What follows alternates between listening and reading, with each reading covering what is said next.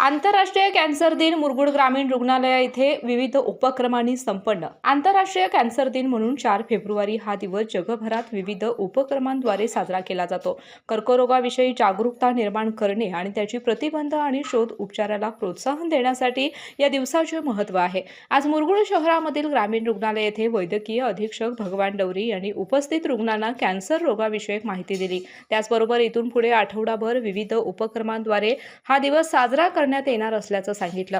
तसेच गर्भाशय मुखाच्या कॅन्सर रोखण्यासाठी 9 वर्ष ते 21 वर्षापर्यंतच्या मुलींना लसीकरण मोहीम देखील लवकरच सुरू करण्यात येणार आहे, असं देखील त्यांनी यावेळी बोलताना सांगितलं. आज आपण ग्रामीण रुग्णालय मुरगुड या ठिकाणी जागतिक कर्करोग दिन साजरा करण्याच्या अनुषंगाने जनमानसात जागरूकता निर्माण करणे या उद्देशाने, कारण कॅन्सर हा तसा भयानक आजार आहे असून त्याच्यावरती वेळेत योग्य औषधोपचार झाल्यास आपल्याला त्या आजारापासून मुक्ती किंवा त्या आजारापासून सुसह्य लाईफ जगता येतं, असं करता येतं. याच अनुषंगानं शासनानं लवकरात लवकर निदान होणं आणि लवकरात लवकर ट्रीटमेंट सुरू करण्यासंदर्भात जे आज 4 फेब्रुवारी हा जागतिक कॅन्सर डे आणि 4 फेब्रुवारी ते 25 फेब्रुवारी हा जागतिक कर्करोग जागरूकता सप्ताह साजरा पंधरवडा साजरा करण्याचं ठरवलेलं आहे.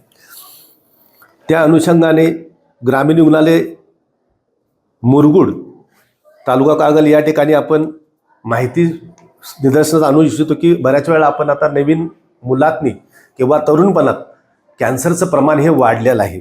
या पाठीमागचं कारण आहे ते ॲक्च्युली भाजीपाला किंवा याच्यावरती जे पेस्टिसाइड्स मारले जातात ते, किंवा जे बाहेरचं आपण खातो खाद्यपदार्थ खातो, तर ते सर्व जर इनडायरेक्टली त्याला कारणीभूत होऊ शकतात. आणि अशामुळे एकूण असंसर्गिक आजाराचे मृत्यूचं प्रमाण जे 63% आहे त्यापैकी 9% हे कर्करोगामुळे होणारे मृत्यू पावतात लोकांमध्ये.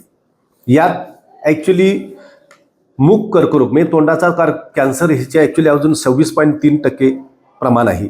स्तनाचे कॅन्सरचं प्रमाण आहे ते 77.9% आहे. गर्भाशय मुख कर्करोगचे प्रमाण आहे ते 50% आहे. म्हणजे एवढं खूप अडचणीचं गोष्ट आहे आपल्या सगळ्यासाठी की जेणेकरून हे तरुणपणात आणि त्याचबरोबर वयस्कर माणसांमध्ये या आजाराचं प्रमाण झालं तर बऱ्यापैकी लोकांना या सगळ्या गोष्टीचा त्रास खूप होणार, आर्थिक, मानसिक, शारीरिक.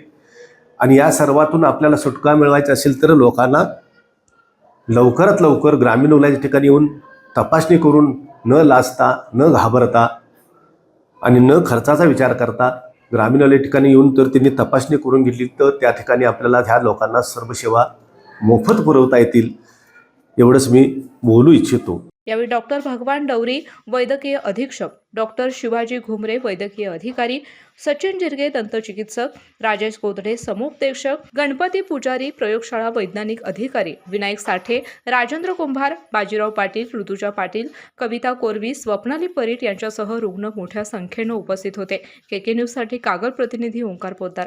आ आ आई येस ब ब बदक क क कणीदार,